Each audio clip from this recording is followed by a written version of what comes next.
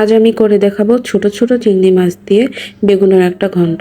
বড় বড় চিংড়ি মাছ দিয়ে বেগুনের তরকারিটাও ভালো লাগে, তবে ছোট চিংড়ি মাছের কেন জানি আমার কাছে ফ্লেভারটা একটু বেশি ভালো লাগে। আর এটা দিয়ে বেগুন কিংবা যে কোনো সবজি দিয়ে রান্না করলে খাইতে খুবই ভালো লাগে। আর এগুলোর মাথা দিয়েও কিন্তু খুব সুন্দর সুন্দর ভর্তা খাওয়া যায়। চলেন আমি আপনাদের সাথে শেয়ার করি যে এই রান্নাটা আমি কিভাবে করি। আর এই রান্নাটা আমি এইভাবে করে সবাইকে খাওয়িয়ে অনেক বেশি প্রশংসা পাইছি। প্রথমে আমি তেলটা গরম করে নিয়ে একটা পাতিলে তেল গরম করে নিয়ে চিংড়িগুলোকে ভেজে নিই। আমার মনে হয় চিংড়িগুলোকে তেলে দিয়ে ভাজলে পারে চিংড়ির যে সুন্দর একটা অ্যারোমা থাকে সেটা বের হয়ে যায়, যেটা তরকারির মধ্যে একদম বাস্ট হয়ে যায়। আর এটা খাইতেও খুব ভালো লাগে। আর এক বাসায় রান্না করলে পাশের বাসা থেকে গন্ধ পাওয়া যায় যে এই বাসায় চিংড়ি মাছ রান্না হচ্ছে। আসলে চিংড়ি মাছটা এতটা ফ্লেভারফুল। এটা খুব ভালো করে আমি একদম ভেজে নেব। ভেজে নেওয়ার পরে তেল থেকে এটাকে নিংড়ায় নিব। তেল সহ এটাকে নিংড়ায় নিব না, আবার যে তেলটা আসছে সেই তেলের মধ্যে আমি বেগুনগুলোকে ভেজে নিব। আমরা বেগুন যেভাবে ভাজি সাধারণত ঠিক সেভাবেই লবণ হলুদ দিয়ে আমি বেগুনগুলোকে খুব ভালোভাবে ভেজে নেব। এই ভেজে নেওয়ার কারণটা হচ্ছে বেগুনের একটা এক্সট্রা গন্ধ থাকে, এই গন্ধ লাগে আমার কাছে। আমার মনে হয় যেভাবে ভেজে নিয়ে বেগুনটা রান্না করলে বেগুনটা খাইতে বেশি ভালো লাগে। বেগুনটা ভাজা হয়ে গেলে এটা তেল থেকে উঠায় ফেলবো। এমন কিছু দিয়ে উঠানোর চেষ্টা করব যেন বেগুনটা উঠানোর পর তেলটা নিচে থেকে যায়। তারপর এই তেলের মধ্যেই আমি আবার পেঁয়াজ রসুন সব কিছু ভেজে নেব।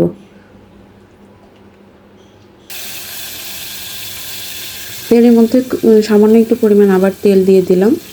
দেওয়ার পরে কাঁচামরিচ আর পেঁয়াজ দিয়ে দিলাম। দিয়ে এটাকে একটু ভালোভাবে ভেজে নেব।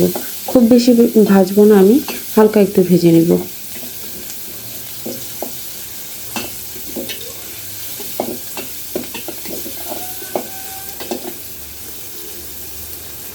এটা হালকা ভাজা হয়ে গেলে আমি এর মধ্যে আদা রসুনের পেস্ট, হলুদের গুঁড়া এর মধ্যে দিয়ে দিব। একটু হলুদের গুঁড়া তেলের মধ্যে দিয়ে দিলাম। তারপর আমি একটু গরম পানি দিয়ে দিলাম। গরম পানি দিয়ে এটাকে আমি একটু কষিয়ে নেব।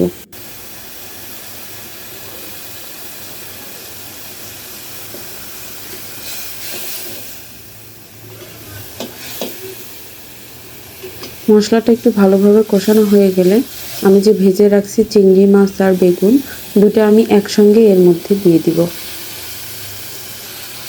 দুটো একসঙ্গে এর মধ্যে দিয়ে আমি এটাকে খুব ভালোভাবে কষায় নিব।